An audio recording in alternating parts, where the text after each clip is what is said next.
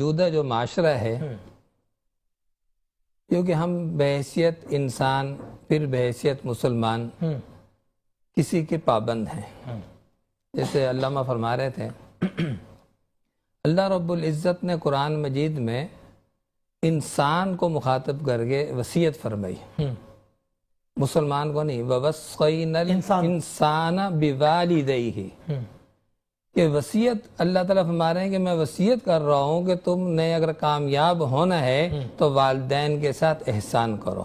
واہ واہ. اور اسی طریقے سے والدین کی بھی ذمہ داری بنا دی کہ اگر آپ کامیاب ہونا چاہتے ہو، مرنے کے بعد آپ اپنا مستقبل اچھا دیکھنا چاہتے ہو، تو اپنی اولاد کو نیک بناؤ. نیک بناؤ. آپ صلی اللہ علیہ وسلم نے فرمایا، بخاری شریف کی حدیث ہے، کہ ہر انسان ذمہ دار ہے، ہر انسان نگہبان ہے. اس سے اس کی رعیت کے بارے میں پوچھا جائے گا، سوال کیا جائے گا.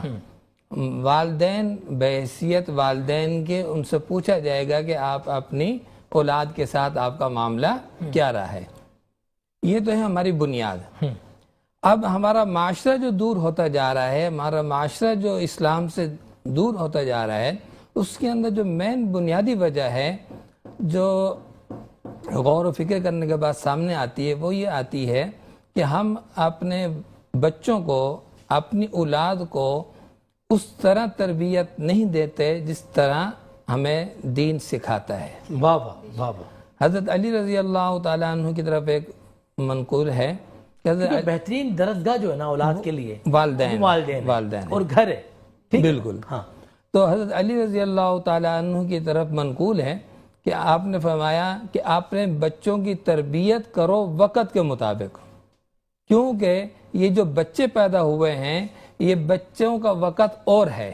مثال کے طور پر میں پیدا ہوا ہوں آج سے 40 سال پہلے، اب جو میرے بچے پیدا ہو رہے ہیں ان کو آج سے 20 سال بعد معاشرے کے لیے ہم نے تیار کرنا ہے.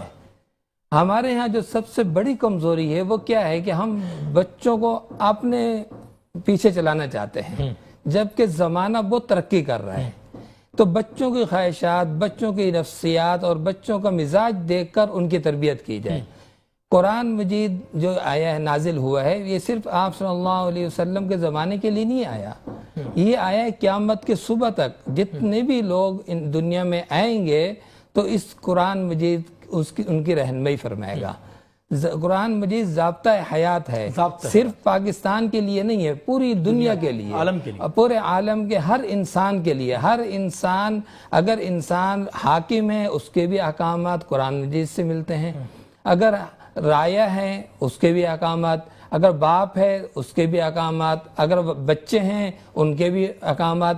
تو قرآن مجید جو ہے مکمل ضابطہ حیات ہے. تو آپ نے جو فرمایا کہ معاشرہ اور ہم، آج معاشرہ بھی جو اپنا اس پہ جا رہا ہے، غلط راستے پہ چل پڑا ہے، اس کی مین وجہ گھر ہے، والدین ہیں. والدین اگر اپنے بچوں کو جس طرح مرغی اپنے بچوں کو اپنے ساتھ چلاتی ہے، پرندے چلاتے ہیں، اس طرح ہمیں بھی چاہیے کہ ہم بحیثیت انسان ہونے کے اپنی اولاد کے اوپر توجہ دیں، تو یہ معاشرہ بہت اچھا ہو سکتا ہے. خصوصی طور پر آپ کے توسط سے، آپ کے پروگرام کے توسط سے والدین کو درخواست کروں گا کہ والدین اپنے بچوں کی منشا، اپنے بچوں کی تربیت میں بھرپور کردار ادا کریں، توجہ دیں. اور اسی طرح نوجوانوں سے بھی کہیں گے، بچے ہوں یا بچیاں ہوں، وہ بھی اپنے والدین کی ترجیحات کو سمجھیں. آج کل معاشرہ بہت ایڈوانس چل رہا ہے، بہت ایکسٹرا. تو اس کے لیے آج 15 سال کا بچہ اپنا مستقبل خود بنا رہا ہوتا ہے. تو بچہ چاہے جتنا بڑا بھی ہو جائے، اس کو والدین کی ہر جگہ پر خاندان کی ضرورت ہے. یہ ایک حقیقت ہے.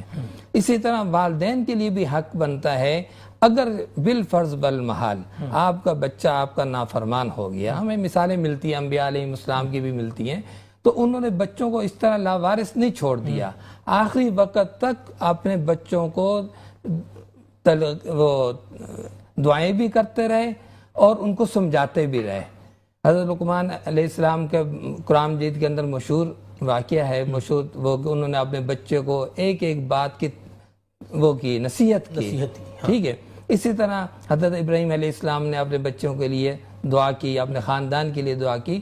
تو والدین کی یہ ذمہ داری ہے کہ اگر چاہے بالفرض والمحال آپ کا بچہ نافرمان ہو گیا، آپ کا بچہ آپ کی خواہشات کے مطابق نہیں چل رہا، تب بھی اس سے اتنا غافل نہ ہو کہ وہ کسی اور کے دامن میں چلا جائے۔ جب آپ اپنے بچوں کے سر پہ ہاتھ نہیں رکھیں گے تو کوئی اور ہاتھ رکھے گا، وہ ماں باپ والا ہاتھ نہیں ہوگا۔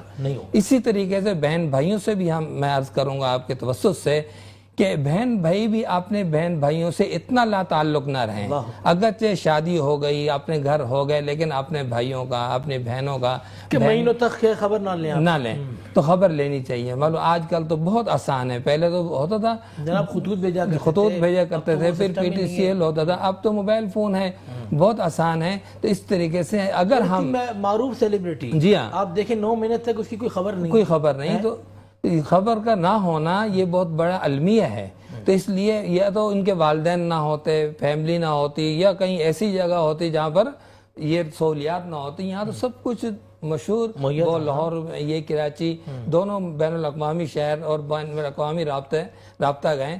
تو اس لیے والدین کو بھی چاہیے کہ اپنے بچوں سے رابطے میں رہیں، ان کے لیے دعائیں کریں، اور بچوں کو بھی چاہیے کہ کسی بھی صورت میں اپنے والدین سے اور خونی رشتہ داروں سے دور نہ ہٹیں۔ باقی یہ جو سوشل میڈیا کے روابط ہیں، رابطے ہیں، یہ صرف چلتے ہوئے انسان کے لیے ہیں، بالکل مرنے والے کے لیے۔ ڈاکٹر مانی صاحب